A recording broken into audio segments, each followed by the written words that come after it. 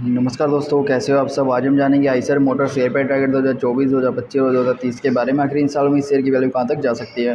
तो दोस्तों, जैसा कि हम जानते हैं, अगर हमें किसी भी कंपनी की शेयर की टारगेट वैल्यू को निकालना है तो उसके लिए सबसे पहले हम कंपनी की कुछ जरूरी चीज़ों को देखना होगा। तो चलिए वीडियो को शुरू करते हैं। तो सबसे पहले दिया हुआ कंपनी की प्रोफाइल, कंपनी की जो जर्नल चीज़ें होती हैं वो सब यहाँ पे आपको देखने मिल जाएगी।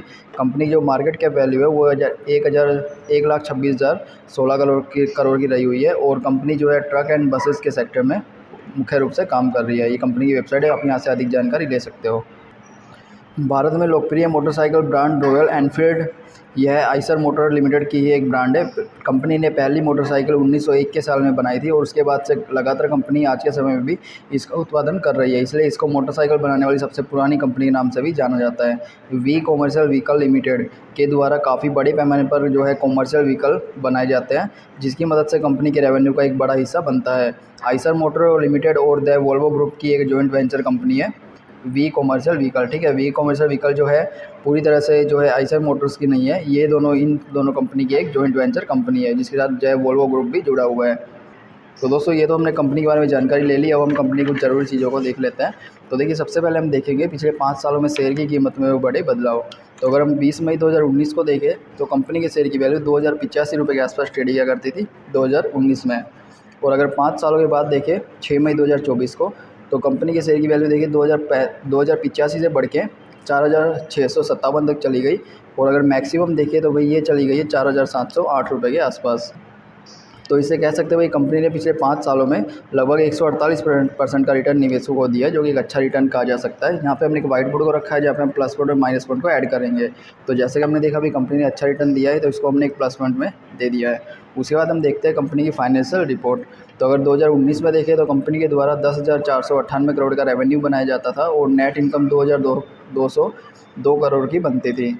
और अगर इस सिचुएशन को 2023 में देखें तो कंपनी का रेवेन्यू 10,498 से बढ़ के हो गया 15,352 और नेट इनकम 2,200 से बढ़ के हो गई है 2,900। तो यार इसमें एक काफ़ी अच्छी बढ़ोतरी देखने मिल रही है। इससे कहा जा सकता है कंपनी फाइनेंशियल रूप से लगातार ऊपर जाती हुई देखी जा सकती है, जो कि एक अच्छा संकेत है निवेशकों के लिए। तो इसको भी हमने एक प्लस पॉइंट दे दिया है। उसके बाद हम देखेंगे पिछले कुछ साल में कंपनी की संपत्ति में होने वाले फेरफार। तो 2019 में देखें तो 2019 में कंपनी के पास 2,097 करोड़ की संपत्ति हुआ करती थी। और अगर 2023 में देखें तो कंपनी की संपत्ति 2,097 से बढ़ के हो गई है 3,234 करोड़ की। ठीक है, जो कि एक अच्छा संकेत है। इससे कहा जा सकता है कंपनी की जो संपत्ति है उसमें भी लगातार काफ़ी अच्छी बढ़ोतरी देखने मिल रही है, जो कि ये भी एक प्लस पॉइंट है। क्योंकि दोस्तों, अगर कंपनी की संपत्ति लगातार बढ़ रही है तो इससे कंपनी के रेवेन्यू सोर्स भी बढ़ सकेंगे। तो हमें एक प्लस पॉइंट और मिल गया है। उसके बाद हम देखेंगे पिछले कुछ सालों में कंपनी के द्वारा दिया गया डिविडेंड।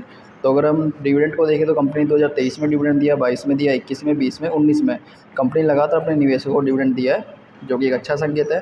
क्योंकि दोस्तों, अगर कंपनी लगातार डिविडेंड दे रही है तो ये कंपनी के ज़्यादा प्रॉफिटेबल होने की ओर भी संकेत करते हैं। तो इसलिए हमने इसको एक प्लस पॉइंट और दिया है। उसके बाद हम देखेंगे कंपनी का शेयर होल्डिंग पैटर्न, जिससे हमें पता चलेगा कंपनी में कौन कौन से इन्वेस्टर रहे हुए हैं। तो सबसे पहला आता है टोटल प्रमोटर होल्डिंग, यानी कंपनी के द्वारा की गई होल्डिंग। कंपनी ने अपने शेयर की 49% की होल्डिंग की गई है, जिसमें से कंपनी ने किसी भी प्रकार से बैंक में शेयर को गिरवी नहीं रखा गया, पूरी तरह से कंपनी के पास रहा हुआ है, जो कि एक अच्छा संकेत है। म्यूचुअल फंड के द्वारा 6.55% की होल्डिंग की गई है, जो कि एक अच्छा संकेत है। उसके बाद डोमेस्टिक इंस्टीट्यूशन यानी जो भारत के बड़े इन्वेस्टर हैं उनके द्वारा 4.60% की होल्डिंग की गई है, जो कि एक अच्छा संकेत है। विदेशी इन्वेस्टर कंपनी में 28% रहे हुए हैं, जो कि ये भी एक अच्छा संकेत है। रिटेल इन्वेस्टर 10% रहे हुए हैं, ये भी एक अच्छा संकेत है। दोस्तों, अगर ओवरऑल शेयर होल्डिंग पैटर्न को देखें तो काफ़ी अच्छा देखा जा सकता है, क्योंकि इसमें बड़े इन्वेस्टर काफ़ी अच्छी मात्रा में रहे हुए हैं। तो इसको भी हम एक प्लस पॉइंट दे सकते हैं। तो अगर हम इन दोनों को कंपेयर करें तो भाई इसमें हमें लगभग सारे प्लस पॉइंट देखने मिले 5, और एक भी माइनस पॉइंट देखने नहीं मिला कंपनी में, जो कि एक अच्छा संकेत है। इसके अलावा हमें जैसे जैसे अपडेट मिलती रहेगी हम आपके साथ भी अपडेट करते रहेंगे, इसलिए चैनल को सब्सक्राइब कर लें, वीडियो को लाइक करें। तो चलिए मिलते हैं नेक्स्ट वीडियो में।